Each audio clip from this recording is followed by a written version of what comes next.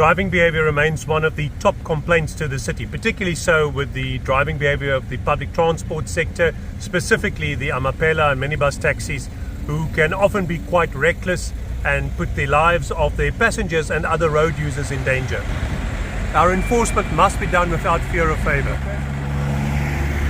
The city's traffic department issues 260,000 fines a month, and a lot of those are received by the minibus and amapela drivers and the rest of the public transport sector, because often their driving behaviour is amongst the worst on the road. By and large, the fines are ineffective, and we have realised that the only meaningful way to create consequences is the focus on impoundment. So we impound 30 to 50 vehicles a day, and as has been seen in the past, this really does draw the attention of the minibus taxi owners and their representative associations. This is the one thing that really exercises their mind, because it has a meaningful consequence. But even with that, the vehicles are often simply released, and the same bad driver is put back in that same vehicle.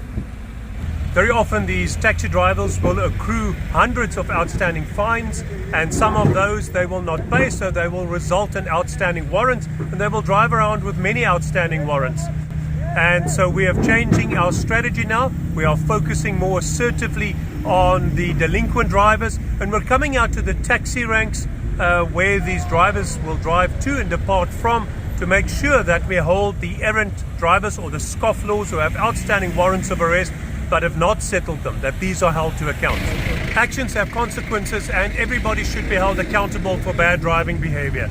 It cannot be that certain sectors of our road users are left to drive with impunity as they wish. We're currently updating the traffic bylaw, and we're encouraging the provincial government to update the Provincial Traffic Act to make sure that we have more effective enforcement mechanisms, and this change in operational strategy will support that, as well as we go out and look for specifically the delinquent drivers and hold them accountable. There cannot be a section of our road users who, through threat of violence or intimidation, are omitted or excluded from traffic enforcement, and we will enforce regardless of who the driver, who the owner, or who the sector of transport is, without fear or favour.